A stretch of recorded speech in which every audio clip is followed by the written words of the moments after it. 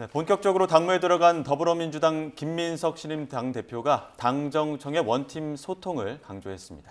국민의힘 지도부는 집중호우 피해를 입은 경남 거제를 찾아서 복구 상황을 점검했습니다. 국회 취재기자 연결해서 자세한 소식 들어보겠습니다. 권준수 기자. 네, 국회입니다. 네, 김민석 신임 대표가 강훈식 대통령 비서실장과 상견례를 하고 긴밀한 협력을 다짐했다고요?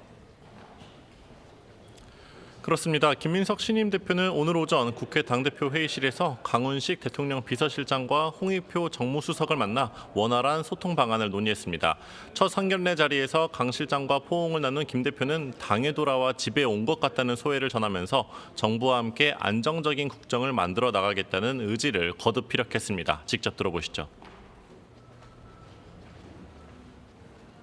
벽이 없는 원팀으로서의 완성과 소통이 이루어지겠구나 하는 그런 느낌과 기대와 책임감을 갖게 됐습니다.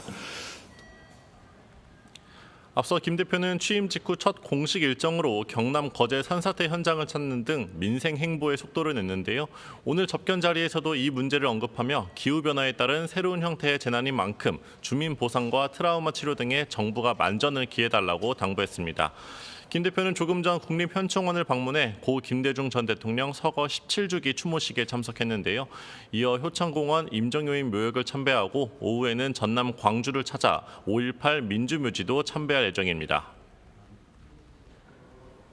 네, 국민의힘 지도부는 예정된 국회 일정을 전면 취소하고 오늘 거제 수해 현장으로 총출동했다고요?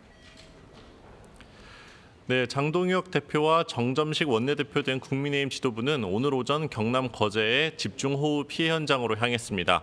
여야 지도부 모두 수해 현장을 찾으며 민생 챙기기 경쟁에 나선 모습인데요. 고 김대중 전 대통령 추모식 등 기존 일정을 모두 취소한 장 대표는 피해 현장을 직접 둘러본 뒤 임시 대피시설을 찾아 주민들을 위로했습니다.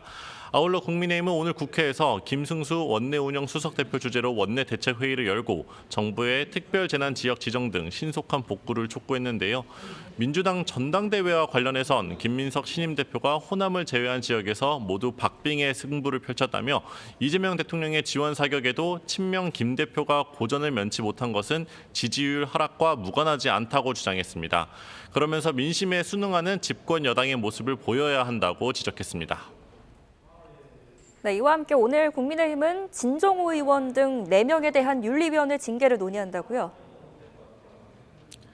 네, 국민의힘 중앙윤리위원회는 오늘 오후 진종호, 조경태, 서범수, 권영진 의원 등 4명을 불러 소명 절차를 진행합니다.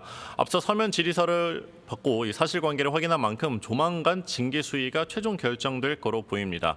징계 대상에 오른 4명 모두 당내 비당권파로 분류되는데요. 이 때문에 이번 징계 결과에 따라 잠잠하던 당내 갈등이 다시 수면 위로 떠오를 수 있다는 관측도 나옵니다.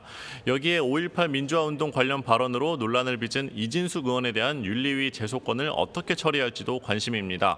당원 3,700여 명이 이 의원에 대한 징계를 요구했지만 당 내부에서는 검토하지 않고 있다며 선을 그은 상태입니다. 지금까지 국회에서 YTN 권준수입니다.